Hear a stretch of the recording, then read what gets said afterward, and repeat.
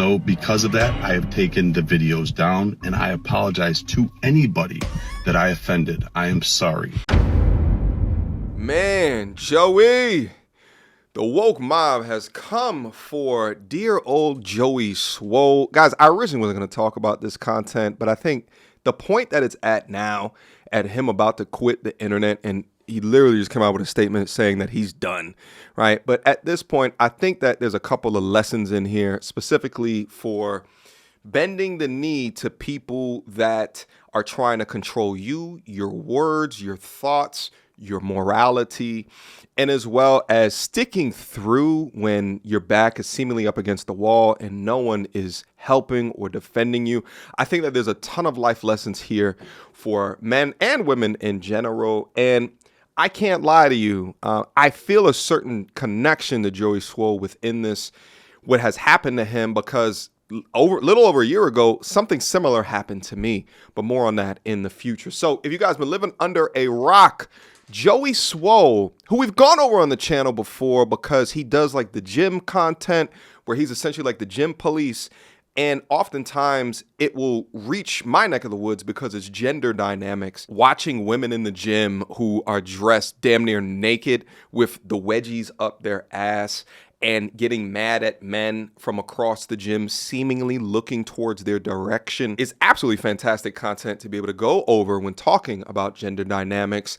But what happened to the young brother recently is that after the passing of Hulk Hogan, he posted old content, I don't know if this is during like Halloween or something like that, of him in the gym dressed like Hulkamania running wild. And if you guys been living under a rock, the death of Hulk Hogan, or rather the response to the Hulkster passing, it's almost as if you have to separate what he meant to many young children back in the 80s and as well as the 90s as Hulk Hogan versus within his personal life, Terry, the sometimes casual racist. And even as I say casual, some of his remarks go beyond casual.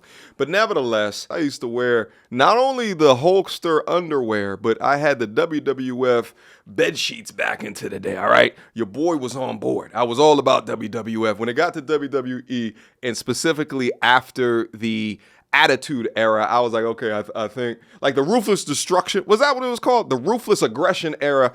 I was like in damn near college by then, right? I had to do something else with my time. Nevertheless, what Joey didn't realize was either probably two things: the Hulkster's past remarks as it refers to black people, and then also he, I guess, overestimated how his content cuts across so many different, right, like race barriers, political barriers, religious barriers, and it hits everybody. Really, it's just people interested in the gym would be interested in his content. So because he posted this, he upset a lot of people and faced a mob that wanted justice for his insensitivity. And Joey then uploaded an apology video, which he should have never uploaded, at least in the way that he apologized. Let's watch that apology video and dissect. I owe my followers, my community, and all of social media an apology. A few days ago, I reposted an old video of me in the gym wearing a Hulk Hogan Halloween costume on the day that he passed. Last night in my live stream, a lot of people expressed how upset and frustrated they were with me that I had posted that. Instead of listening and understanding like I should have, I became defensive and said that I was posting to celebrate the wrestling icon, the person that so many of us looked up to as kids that we grew up with, that made us tear our shirts and take our vitamins and say our prayers. I didn't know to the extent of all the horrible things that he had done. Since last night, I have done a lot of research, talked to a few people, and learned all of the horrible, horrible things that that man has done, which is way more than just making a mistake and being human. So because of that, I have taken the videos down, and I apologize to anybody that I offended. I am sorry. Let me just pause right there because he gets into another topic a little bit later on. I was all good with everything that he was saying. First off, ain't no one on this planet think Joey Swoll is a racist at all because he posted the Hulk Hogan shit.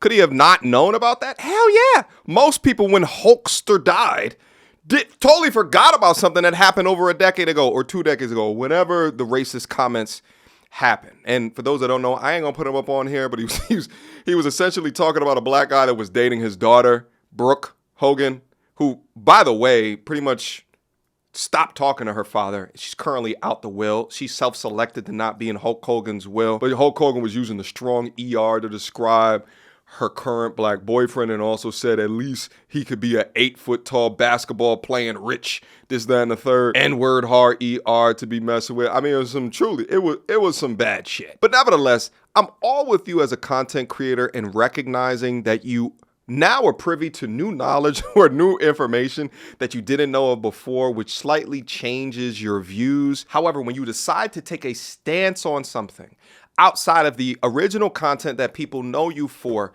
you're going to lose some of your audience. You're going to lose some of the people because, newsflash, this is a parasocial relationship based off of maybe the ones or two things that y'all agree with and what you consistently do content on. So when you enter in a third or a fourth piece of information, then they just may decide to hate you for it. And that hate might out-prioritize the years of content or entertainment or information that you've created for them previously. These people don't know you in real life, and their relationship with you is fickle as shit. It's going to change dependent upon what it is of the things that come out of your mouth. And again, if you deviate from what that is, then people are going to make you pick a side. But the last thing that you do up on these internet streets, two last things that you should ever do. Do not ever bend the will to the mob if they are trying to constrict you based off of your thoughts, your beliefs, your ideologies.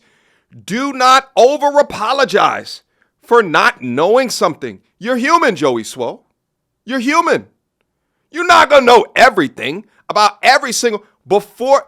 The expectation for us as content creators to research every fucking thing, especially for those of us that are doing 3 to 4 pieces of content a day like your boy over here been working, the expectation to do so is just, there should be more of an expectation that we're all human. No one here is infallible.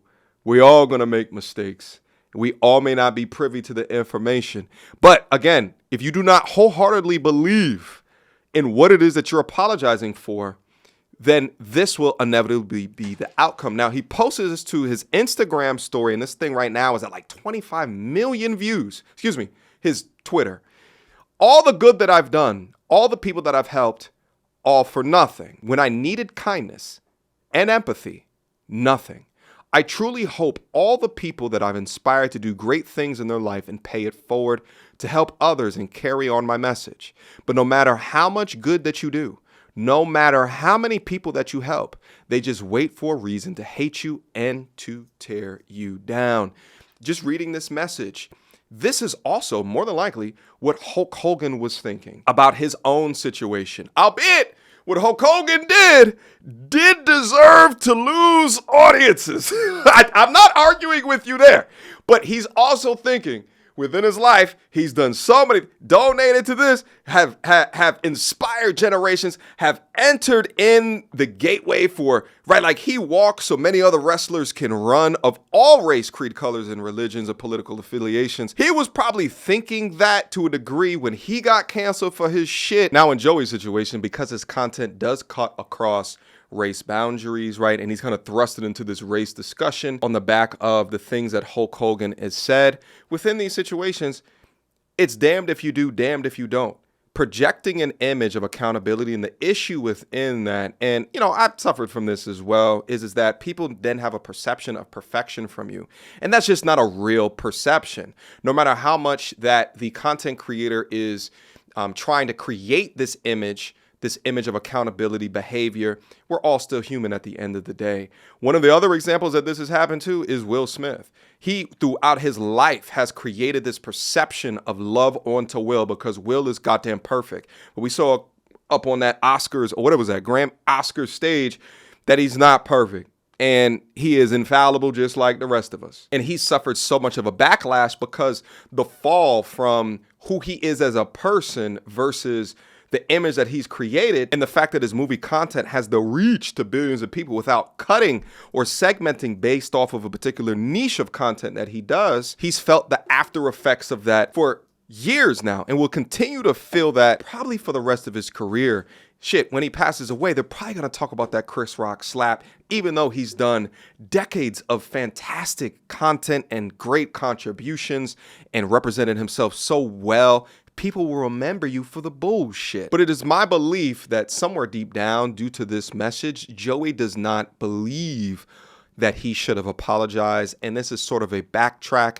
And because of it's damned if you do, damned if you don't, then he's concluding the message with, it's true, you either die a hero or live long enough to become the villain.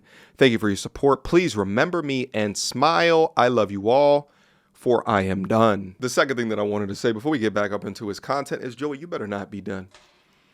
That is the #1 way to lose on these content streets, Joey. I know you've been so perfect over the past several years in doing your content that you haven't felt the adverse effects of having people send you hate comments and trying to take down your place of business, send messages to your wife or your girlfriend rather. Nevertheless, the one way to lose in this situation as a content creator, and let me say it loud, is to stop creating content. For number one, it shows a degree of weak-mindedness, which you don't want, especially being a gym bro. And then number two, you bend your will to people's feelings? Huh? Don't do that, bro. You're not perfect. We know that you're not perfect. We know that you're not racist. Don't bend your will to people who spend umpteen hours in a day being unhappy and want to have you fit within the narrow bullshit ass box of whatever it is that they think. It's okay to acknowledge that you've garnered some new information and be like, hey guys, I didn't know. All right.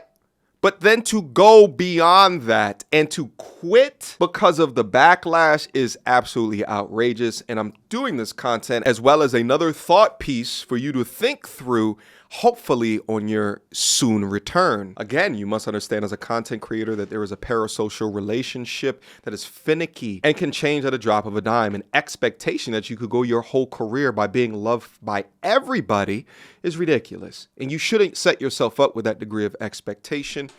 It's going to mentally kill you. Now, I wanted to get into my own situation of when I dealt with internet hate, and I'll do that towards the end of this video. Let's go through the rest of Joey's video.